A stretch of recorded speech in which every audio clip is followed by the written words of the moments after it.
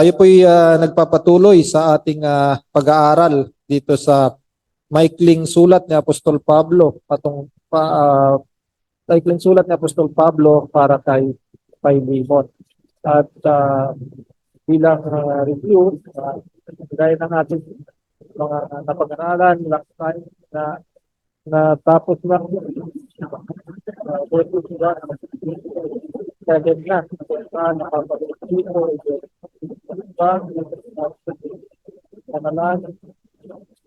panalangin at batid yung Dr. Pablo sa kanyang letter to Philemon. At typical sa grade section na Apostol Pablo sa kanyang mga sinusulatan ay nandun yung kanya pagbati, doon yung kanya mga contribution.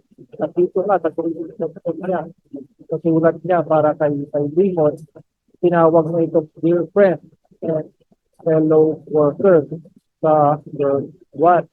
At nandun yung kanyang communication, faith in the Lord Jesus and the love for the brethren na nagpo-cause ng joy sa puso ni Apostol Pablo at sa lahat ng mga tao ng ating Panginoong Diyos na nabahaginan ng kagandahang loob na ito ni Philemon na nabanggit dito sa verse 4 to 7.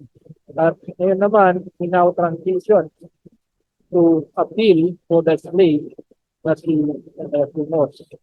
Parang sinasabi dito ng Apostol Pablo that parang ginamit dito ng Apostol Pablo yung opening section or yung closing section ng kanyang letter para i-deal yung kanyang argument of appeal or argument of plea for listeners na ating matutunghayan dito sa body of the letter. Which is the Apostle Paul ay sinasabi na dito, Philemon, because you are a dear friend and a fellow worker, and because you have shown in your ministry the quality of faith and love, and because you understand the fellowship with me and others created by your faith, therefore, sabi dito ni Apostol Pablo, I appeal to you for so makikita natin dito, the grounds of his appeal of forgiveness are based on the character of Philemon. Makikita natin yung kanyang commendation. Simula nung una, na sinabi nga niya, minamahal na kapatid at fellow worker, si Philemon. At binabanggit din niya dito yung mga magaganda, yung comfort, yung joy, yung consolation ng mga saints na nakaranas ng kanyang kagandahang loob. So dito siya nag-umpisa yung ground bago siya magsabi ng kung ano man yung kanyang kahilingan kay Philemon ay pinagpig niya. He sets up his plea on the basis of on the grounds or on the basis sa mga katangian na tinataglay ni Philemon. The character na tinataglay ni Philemon, which is a forgiving heart na ating natunghayan ng ating mga nakaraan pag-aaral. Ngayon naman, dito sa ang pag-aaral natin ngayon ay nasa verse 8 hanggang 14. So dito yung word na therefore sa verse 8 marks the transition from the letter opening to the body of letter. So from the letter opening, ito na yung signal na kung saan he is now in the body of the letter. Kung ano talaga yung nilalaman ng letter na ito. Since Philemon has that character of forgiving heart, kanyang binanggit ng mga una, he will now ask him to act. Meron siyang character to forgive. Now he asks him to act in accordance with that character. And Paul's letter to Philemon is very personal, no? Makikita natin, he pours out his heart to Philemon para sa kanyang appeal. We did not write here the doctrinal foundation of forgiveness. Hindi natin makikita dito na may mga doctrinal foundation of forgiveness as we can assume that alam na ito ni Philemon at naintindihan na niya ito. Ang ginawa ni Apostol Pablo dito, he just pours out his heart and very gentle sa kanyang sinusulatan na si Philemon on the appeal that he is about to ask. At before siya magpatuloy sa kanyang request or appeal kay Philemon, he lays down some of the bases of his appeal or yung grounds of his appeal which will be unfolded to us. At dito nga sa ating passage, meron po tayong dalawang punto na pag-aaralan dito. It will, yung kung saan nag-base si Apostol Pablo patungkol sa kanyang appeal kay Philemon. Una is yung on the basis of love. At ang ikalawa is on the basis of the self-satisfied text. At ating tumunang basahin ang ating teksto sa umagang ito na ating matatagpuan sa verse 8 hanggang verse 14. Ito yung sinasabi. Dahil dito, bagamat kay Kristo ay mayroon akong sapat na lakas ng loob upang utusan kitang gawin ang kinakailangan, gayon may, alang-alang sa pag-ibig ay nanaisin ko pang makiusap sa iyo. Akong si Pablo ay matanda na at ngayon ay isa ring bilanggo ni Kristo Jesus. Ako'y nakikiusap sa iyo upang sa iyo para sa aking anak na si Onesimo na ako'y naging kanyang ama nang ako'y nasa bilangguan. Noon ay wala kang pakinabang sa kanya, ngunit ngayon ay kapaki-pakinabang siya sa iyo at sa akin. Siya'y aking pinababalik sa iyo na kasama ang aking sariling puso. Nais kong manatili siyang kasama ko upang siya'y makatulong sa akin bilang kapalit mo sa panahon ng aking pagiging bilanggo para sa Ebanghelyo.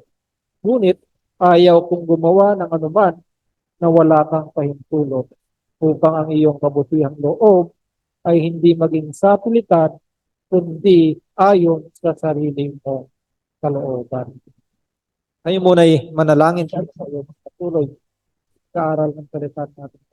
O aming Diyos, kami po'y muling lumalapit sa iyo, nagpapakumbaba at humihiling ng iyong tulong sa aming salita. Naliban na ikaw ay magkaloob sa amin ng karunungan upang maunawaan ang iyong salita, hindi po namin matatanggap ang pagpapala nito. Nawa Panginoong Diyos, dalangin namin ng karunungan na nagmumula sa iyo at kalinawan ang aming pong kaisipan upang maunawaan ang iyong salita. Kalooban mo po nawa kami nito upang matanggap namin ang Diyos ang pagpapala. Ito sa pangalan ng Diyos. Unang punto natin sa cases ng appeal ni Apostol Pablo para kay Onesimo is on the basis of love. On the basis of love. Makikita natin ito sa verse 8 hanggang 9a at maging sa 14. Sinabi niya dito, dahil dito, bagamat kay Kristo ay mayroon akong sapat na lakas ng loob upang utusan kitang gawin ang kinakailangan, gayon may alang-alang sa pag-ibig ay nanaisin ko pang makiusap sa iyo. At sa verse 14, sabi niya, ngunit ayaw kong gumawa ng anuman na wala kang pahintulot upang ang iyong kabutihang loob ay hindi maging sapilitan, kundi ayon sa sarili mong kalooban. So si Apostol Paul as an apostle of our Lord Jesus Christ has an apostolic authority upang i-command or i-order niya si Philemon to do what is proper, what is fitting for the Lord. There were times na even in-stress niya of this right pagdating sa mga iglesia patungkol sa rule and order pertaining to church matters of faith and of conduct. So itong pagiging apostle ng ating Panginoong Jesucristo ng Apostol Pablo ay nagmula sa ating Panginoong Jesucristo. It is divine na kaloob ng ating Panginoong Diyos. Kung ating makikita no sa Romans chapter 1 verse 1, sinabi niya, si Pablo na alipin ni Jesucristo tinawag upang maging apostol, ibinukod para sa ebanghelyo ng Diyos. So ito'y nagmumula sa ating Panginoong Diyos, sa ating Panginoong Hesukristo. At sa Galatians 1:1 din, sinabi niya, si Pablo na apostol, hindi mula sa mga tao o sa pamamagitan man ng tao, kundi sa pamamagitan ni Hesukristo at ng Diyos Ama na muling bumuhay sa Kanya mula sa mga patay. So it is divine na ipinagkaloob ng ating Panginoong Diyos, ng ating Panginoong Hesukristo, ang apostolic authority na tinataglay ni Apostol Pablo. At akin ngang nasabi na ini-exercise niya ito sa ilang mga matters sa kanyang mga sulat. Halimbawa na lamang patungkol sa mga church matters, faith, and conduct. Sa kanyang unang sulat sa mga taga-Korinto, 1 Corinthians chapter 5, verse 3 to 4, meron siyang kinumand dito sa kanila. 1 Corinthians 5, 3 to 4, sabi niya, sapagkat bagaman ako ay wala sa katawan, ako'y nasa harapan ninyo sa espiritu.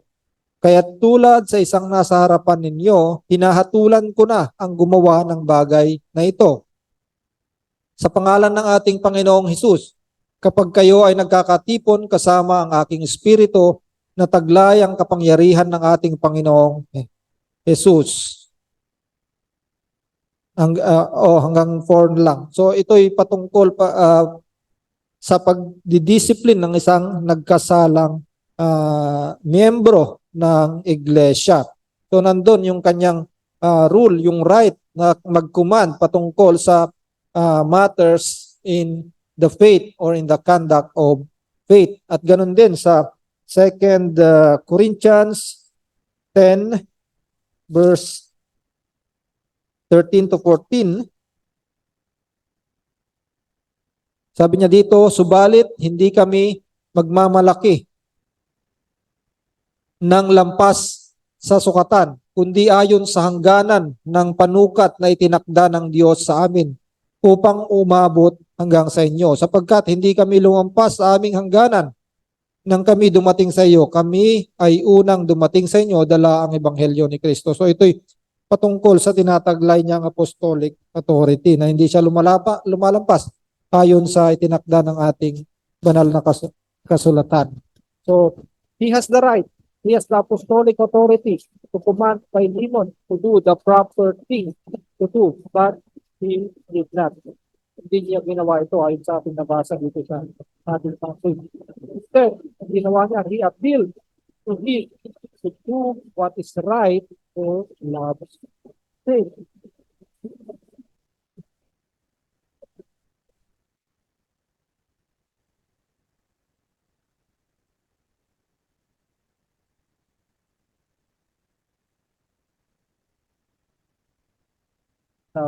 Sake. Nalalaman ni Apostol Pablo yung spiritual maturity na tinataglay ni Philemon. Kagaya ng ating nasabi, malamang ipinaabot ito sa kanya ng ibang mga kapatid kung ano ang tinataglay niyang karakter.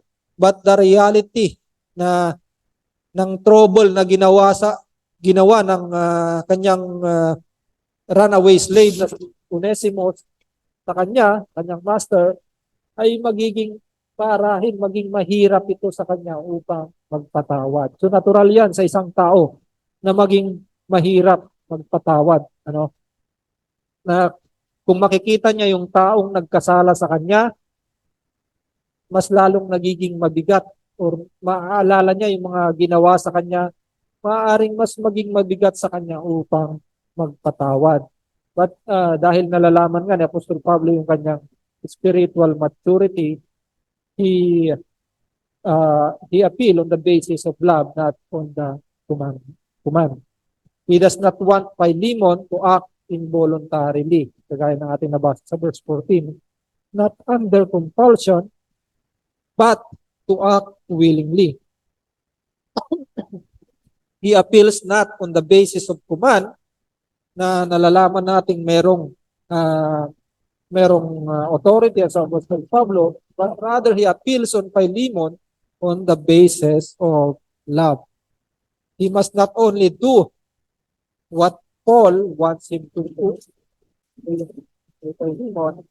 but he must do it for the right reason. So, napakaganda ng approach dito ni Apostol Pablo kay Philemon, no? Hindi niya ikinuman yung must thing to do kay Philemon, but parang pinapahiwatig niya dito that Philemon, you must do it for the right reasons. At he set aside his apostolic authority, no? Sa mga ibang passage talagang ininsist niya yung kanyang pagiging apostol to give direction to the church. But here, it's personal. The apostolic authority, give up niya, sinet aside niya to give way to Philemon to exercise his love and action of forgiveness willingly. Di ba? Mas maganda yung voluntary kaysa yung napipilitan. Pag nag-act si Philemon according to command, maaaring ito ay napipilitan lamang o grudgingly. Yung pagbibigay niya ng katugunan dahil sa kahilingan niya, grudgingly lamang. Kagaya na lamang sa pagbibigay, no? Sabi ng banal na salita, yung pagbibigay ng ayon kung ikaw ay napipilitan lamang. Kundi mas maganda yung pagbibigay na voluntary, yung maluwag sa kalooban. At ito nga ganito nga yung pag-approach niya Apostol Pablo kay to act. Binigyan niya ng pagkakataon si Philemon to exercise his love and forgiveness willingly. So love is the foundational in Christian ethics. So itong pag-ibig ay foundational sa buhay o sa character ng isang mananampalataya. At itong pag-ibig ay nagbibigay ng daan upang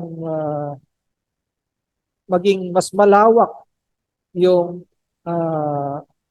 ibubunga nito. Kung ito'y ikukuman according to the law, it is limited lamang dun sa sinasabi nung kung ano ng law na yon. But if it is by love, immeasurable, not limited yung maaaring gawin nito. So, kagaya ng ating sinabi, Christian ethics is foundational sa buhay natin.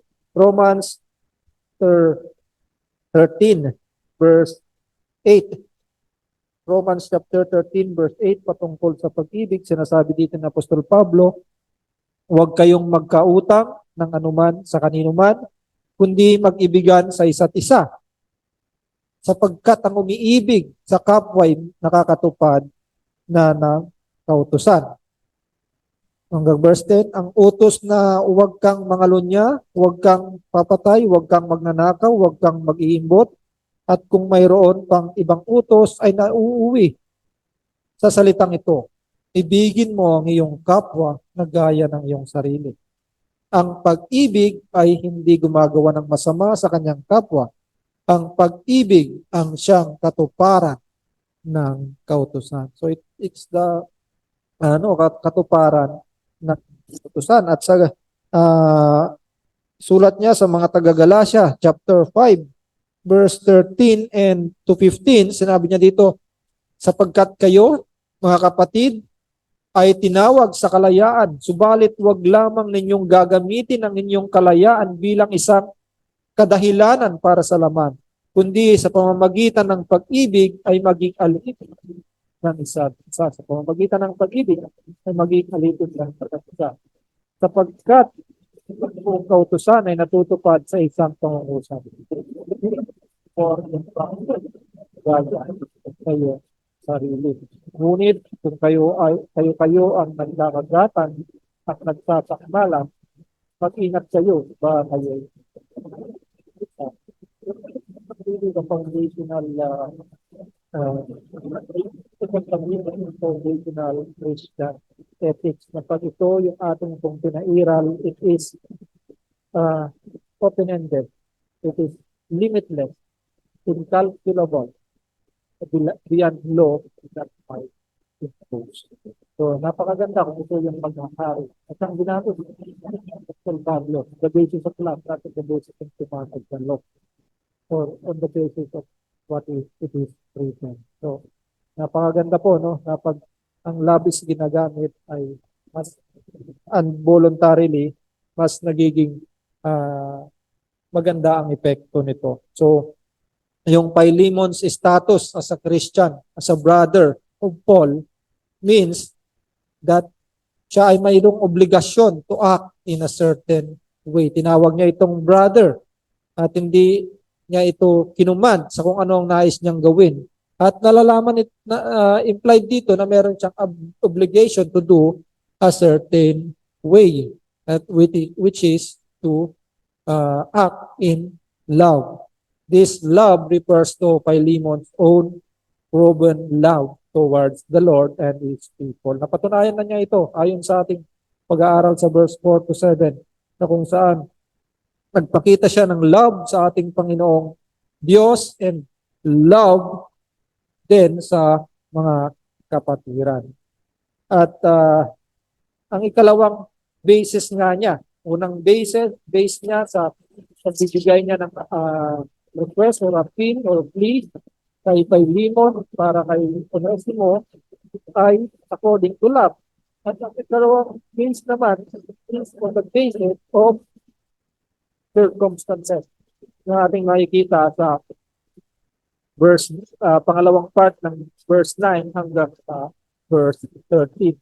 At dito nga sa on the basis of circumstances, marami siyang mga circumstances na binanggit dito upang parang support yung kanyang request or yung kanyang appeal. Unang circumstance na binanggit niya dito is yung kanyang personal circumstance.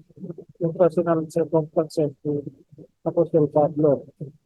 Dito sa verse 9 na pangalawang bahagi, sabi niya, akong si Pablo ay matanda na at ngayon ay isa ring bilanggo ni Kristo Jesus. So idinagdag niya itong kanyang personal na kalagayan, circumstances, upang pabigatin yung kanyang pag-aapil kay Philemon. Sinabi niyang siya'y matanda na at siya'y bilanggo.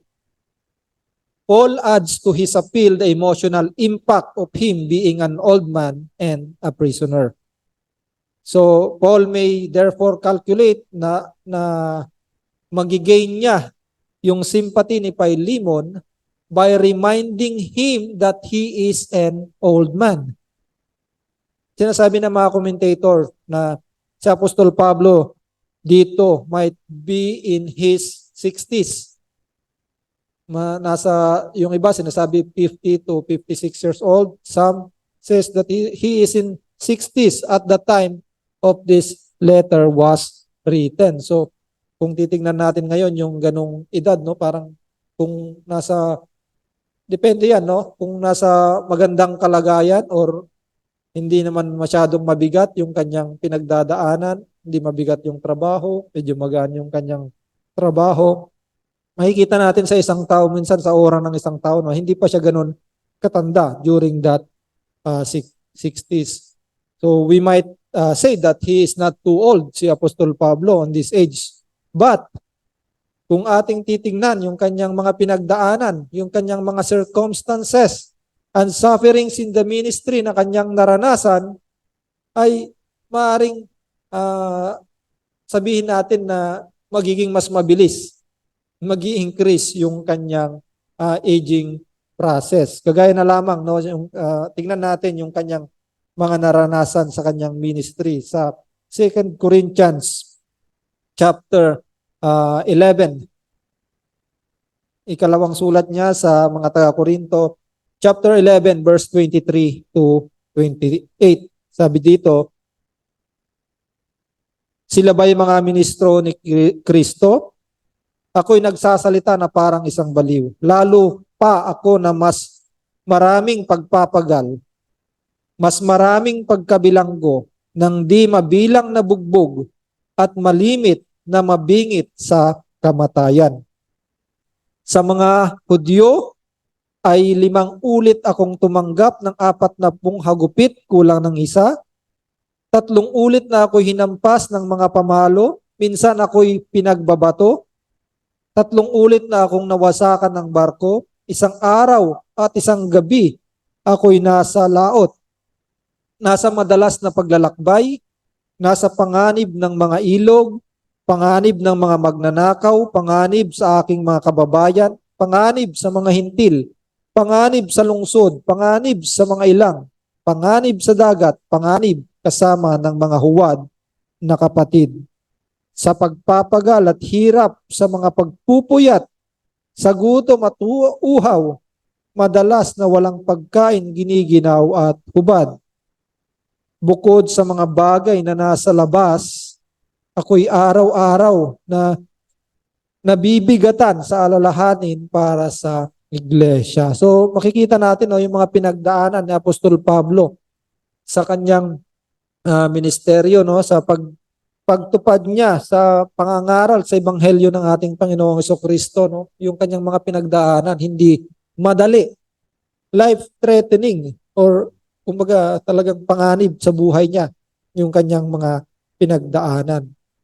Dagdag pa dito, sabi niya sa verse 28, yung mga stress siguro, stress sa mga nangyayari sa mga iglesia, So, kung ating makikita, napaka-difficult ng mga years na kanyang pinagdaanan. Yung mga simpleng problema na nga lang sa ating kalagitnaan minsan, nagpapa-stress. Yung 40, nagmumukhang 60. Merong mga ganon. Pero minsan din, meron mga batang tignan, na 60 na, mukha lang 59. So, merong mga bagay na ganon, nagpapa-increase ng aging process. So, binanggit niya dito that he may be an old man dahil sa kanyang, he must be very old kung titignan, dahil sa kanyang mga dinanas na kahirapan, hagupit along his ministry. Pero masasabi natin hindi ito nagpagupok or nagpabagsak kay Apostol Pablo. Makikita natin yung kanyang eagerness pa rin sa pagsisilbi, pagtupad sa kanyang katungkulan bilang apostol para sa mga hintil. So idinagdag pa niya dito, not only an old man, but also an imprisoned old man. Ito yung kanyang personal circumstances, 3 times in this context, Paul mentions his status as a prisoner. Sa verse nating binasa, sa verse 9b, sa verse 10, at sa verse 13. As binanggit niya ito, perhaps to stress his helpless condition at yung mga consequences of his sacrifice in laboring for the gospel of our Lord Jesus Christ. So ito yung kanyang mga personal circumstances. Binanggit niya ito upang idagdag para sa kanyang basis sa paghingi ng kanyang pagre-request para kay Philemon. But until now, hindi pa niya sinasabi yung kanyang talagang pakay, yung kanyang request. Parang nag-i-intro pa lamang sa dito. May nagbi-base pa lang, nagpapasakali pa lamang siya. Ikalawang basis niya dito patungkol sa mga circumstances, yung conversion ni Onesimo sa verse 10. Sabi niya dito, ako'y nakikiusap ko para sa aking anak na si Onesimo, na ako'y naging kanyang ama nang ako'y nasa bilangguan. So only now does Paul indicate just what the appeal is all about. Actually, hindi pa yung appeal all about. Binanggit pa lamang niya kung para kanino yung appeal. At mababanggit pa lamang talagang yung appeal niya dito sa verse 17. But it is for Onesimus, at na tinawag niyang his child or his son. So he uses the word child or son madalas to depict his relationship to his beloved associates in the ministry. Gaya na lamang kay Timothy at kay Titus na kanyang mga tinawag na anak sa pananampalataya. These are his close associates in the ministry.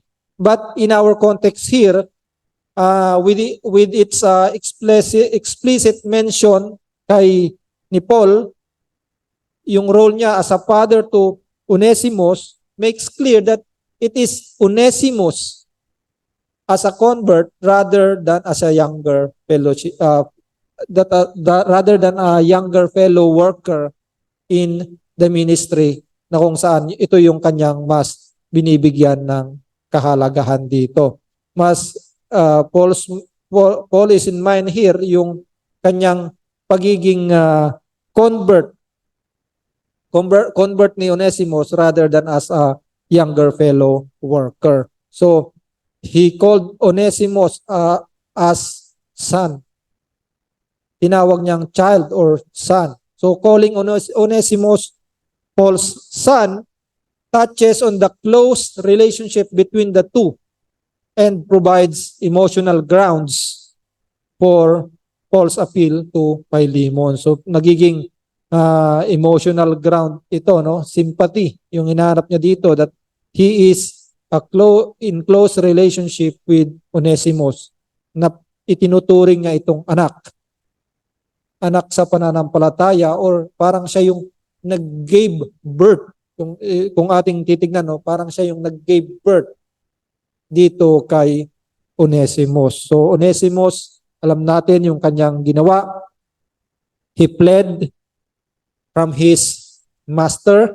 Tumakas siya mula sa kanyang master na si Philemon, at he met Paul in Rome while Paul is in prison or in custody. At masasabi natin that he is in house arrest by this time, na pwedeng mag-visit yung kanyang mga kaibigan, at sila yung nagsusupply ng kanyang mga pangangailangan. At marahil ganito yung pagkakataon kung paano niya na-meet si Philemon, at na nag-visit sa kanya si Philemon, at during his conversation with Paul ay na-convert si Onesimo rather. Now he is appealing to Philemon, saying that this runaway slave is now a brother in Christ. Dahil he gave birth, he is now a brother in Christ. He is his son, he is his child. Sinasabi niya dito that he is now a brother in Christ. This is the circumstance that happened. Why na na-meet niya itong kanyang runaway slave. He is now a brother in Christ. He is now a transformed person. So inalalatag pa lamang niya yung circumstance na nangyari kay Onesimus, that he is now a brother in Christ and he is now a transformed person. At dahil dyan, because he is a brother in Christ and transformed person, naturally, ang isang tao na na-transform, na-convert, dati hindi mananampalataya, ngayon mananampalataya, pero which will lead us circumstance na the change life of sabi niya, the change life of noon ay wala kang pakinabang sa kanya, ngunit ngayon ay kapag-ipakinabang siya sa iyo. At Onesimus, the new birth has transformed his character, has transformed his life. Qualification, his transformation is no longer useless.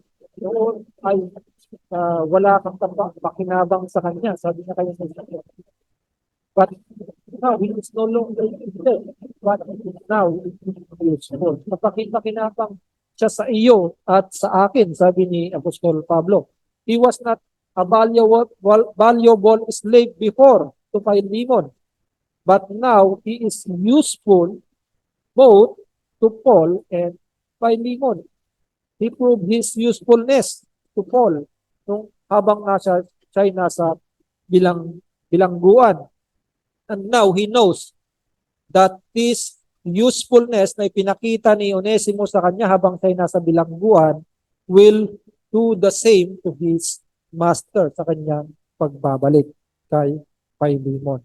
So the Christian status ni Onesimus and the transformation, kagaya ng transformation na nangyari kay Apostol Pablo nung na-meet niya ang ating Panginoong Kristo, yung kanyang buhay ay nabago, and the circumstances was brought about by the power of the gospel, which explains Paul's claim of his usefulness. Hindi ito nabago sa kanyang sariling kakayahan, kundi ito'y pagbabago na nangyari dahil sa kapangyarihan ng Diyos sa kanyang buhay. At ganoon din sa bawat isa sa atin na nakaranas ng pagbabago sa ating buhay.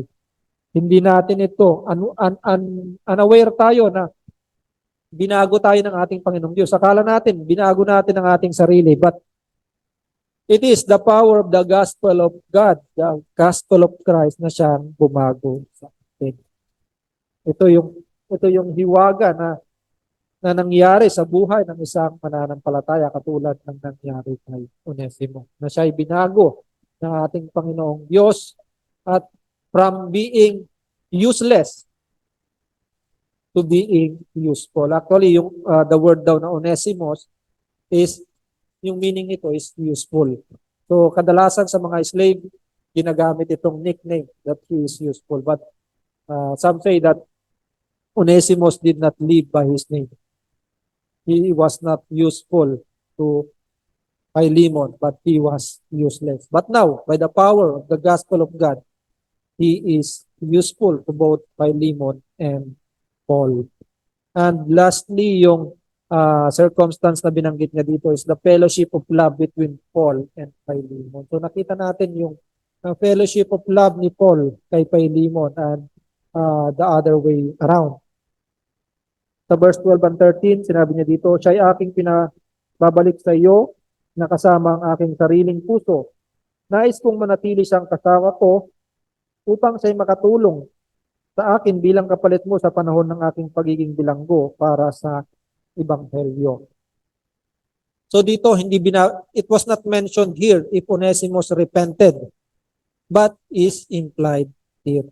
Hindi man binanggit na siya'y repentant, but the action speaks for it.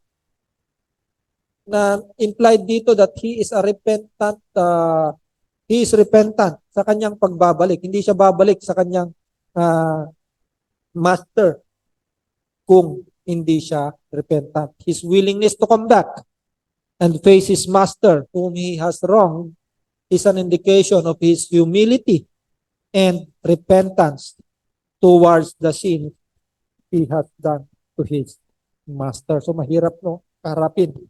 Mahirap harapin yung taong pinagkasalaan mo. But if you have that courage to face yung taong nagawan mo ng malaking pagkakasala, it indicates that he is repentant. So there will surely be a Roman law na maaring impose or i-apply sa mga pagkakasalang nagawa ni Onesimo sa kanyang master. But the fact that he returned implies that he is willing to face it. He is willing to face kung ano yung ipapataw na kaparusahan sa kanya ayon sa law ng Romano. But the willingness to face it, again, proves his repentance. Onesimus was useful to Paul in prison. He is serving the apostle and probably siya yung nagbibigay ng ilang mga pangangailangan ni Apostol Pablo, the food and the other needs. But for the purpose of fellowship of love, he makes sacrifice. Sinacrifice ito ni Apostol Pablo. No? Malaking kawalan ito sa kanya. Malaking kawalan na mawala siya sa tabi. Mawala sa tabi niya si Onesimus na nagbibigay marahil ng mga pangangailangan niya. But for the purpose of fellowship of love, he makes sacrifice of sending Onesimus back to his master. So, ginave up dito ni Apostol Pablo yung part of his comfort, although some of the brethren giving comfort to him. Nandun sila Luke and other mga kapatid. But he gave up part of his comfort and well-being in sending Onesimus back to Philemon. So, malaking kawalan, malaking bagay na ibinabalik niya si Onesimus kay Philemon. The fellowship he enjoys with Philemon demands that Philemon be allowed to have the final say in the matter of his slave Onesimus. Dahil sa kanyang fellowship of love, kay Onesimos, ay kay Philemon na master ni Onesimos, ibinabalik niya ito at he let Philemon to have the final say kung kung mangyari na ibalik pa man sa kanya si Onesimos. But some say that it does not indicate na nais niya talagang makabalik pa si Onesimos sa kanya upang mag-serve sa kanya sa bilangguan. Dahil makikita naman natin na meron siyang pag-asa na siya'y makalalabas sa bilangguan at makakabalik or even makakabisita kasi nga ni-request pa nga niya kay Philemon na ipaghanda siya ng matutuluyan. So Paul highlight how difficult for him to send away Onesimus because he is not only Paul's son in the Lord, but he has also built that relationship to be a very dear friend and intimate companion to Apostle Paul. So, yung mga bagay na yan, no, nagbibigay ng on the basis na binanggit dito na Apostol Pablo, on the basis of love, on the basis of circumstances na nangyari sa kanyang buhay, ito yung nagpapabigat or nagbibigay ng foundation bago niya ibigay yung formal request. Nais niya talagang pakay which will na ating mapag-aaralan sa mga susunod nating pag-aaral. So, as an application to the message na atin pong narinig para sa atin bilang mga mananampalataya, no? Para sa atin bilang mga mananampalataya. Kagaya ni Onesimo, our conversion like Onesimos changed us from being useless in God's kingdom to being useful. Tayo bilang mga dating wala sa ating Panginoong Hesukristo, walang pakinabang, ngayon ay kapaki-pakinabang sa kaharian ng Diyos. We might be one, dati no?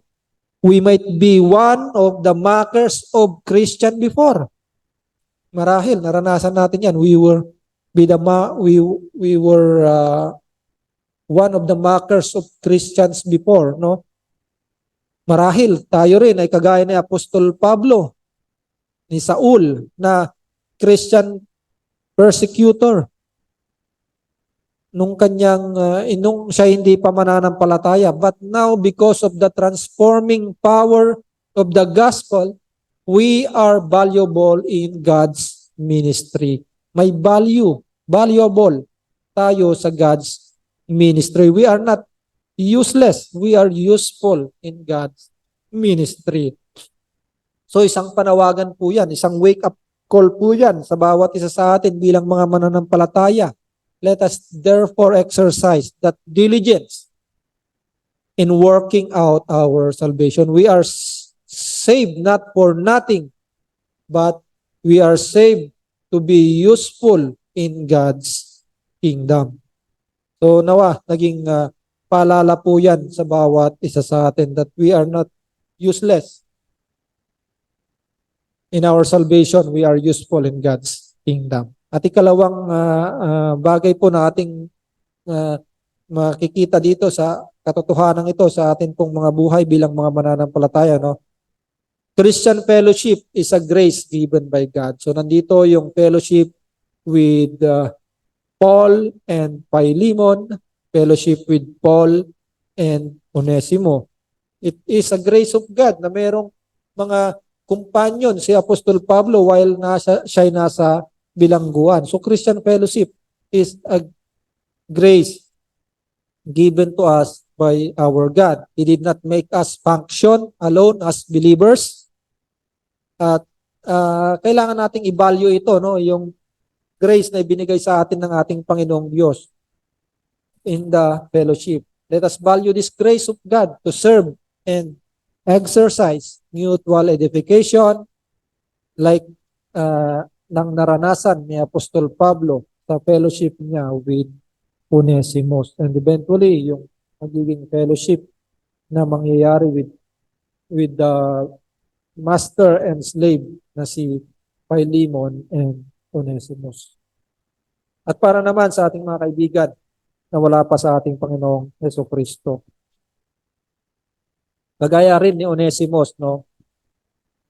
Onesimus, he was a slave, although he was a slave, but is taken care of in the household of a good master. Walang sinabi dito that Philemon is a bad master or a cruel master. He must be treated Onesimus as a slave. Maayos, magandang bagay, yung magandang pakikitungo, magandang pagtrato ang pinakita niya kay Onesimus. But this sinful slave na si Onesimus, because of his being sinful, he chooses to run away. Mas pinili niyang mag-run away kaysa yung slave nga siya sa pamamahay ni Philemon, but maganda naman yung pakikitungo sa kanya.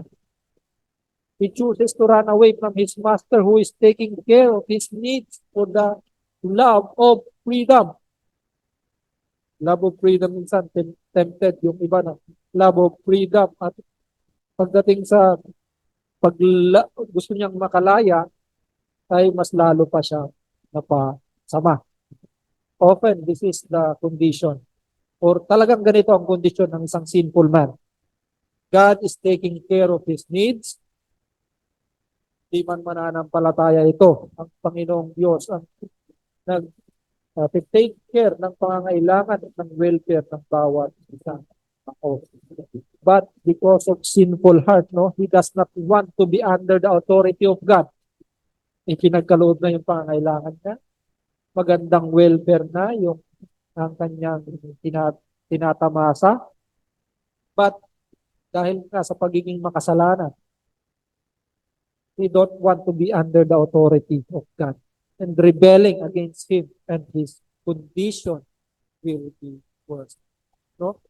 Kahit hindi mananampalataya, no? Pag nag-rebel pa rin o at nagpatuloy sa pagiging rebellious sa ating Panginoong Diyos, maganda man yung kalagayan niya sa mundong ito. Pero yung eternity niya ay worth yung mangyayari. Good thing is, ang ating Panginoong Diyos is gracious God. That through His gospel, inaabot niya ang mga makasalanan na tulad mo, kaibigan, at tulad mo.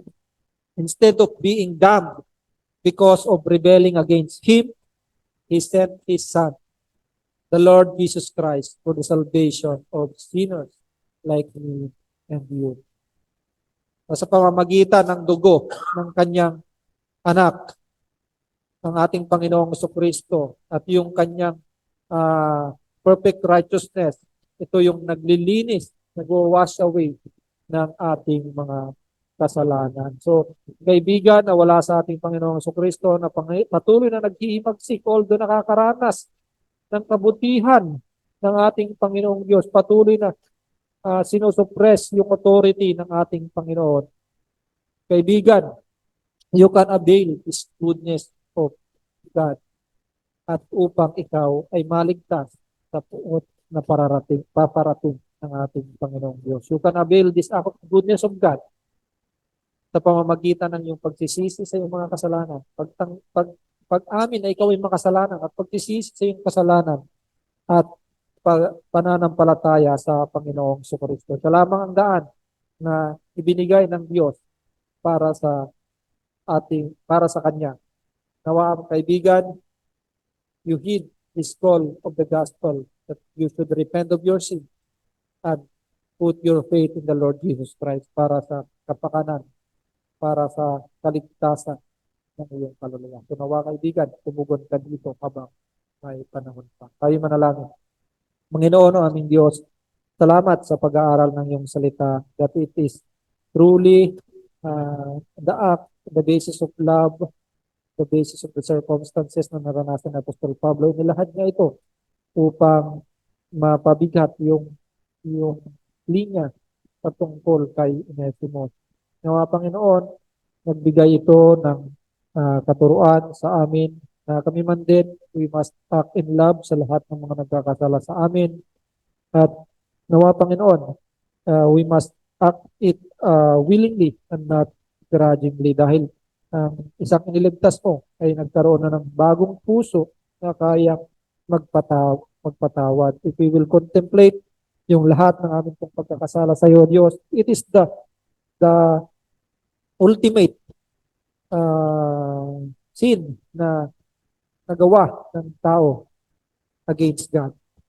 The sin of on our holy God ay talagang napakabigat. But by your grace, salamat po Diyos that you have forgiven us. You wash away our sins through the blood and righteousness of our Lord Jesus Christ. Nawa Panginoon, ito mangusap sa amin bilang mga mananampalataya at mangusap din sa mga taong wala pa sa amin pong Panginoon sa Kristo. Salamat po Diyos sa biyaya ng iyong salita at nawa, dalangin namin ng pamumungan ito sa amin pong mga buhay.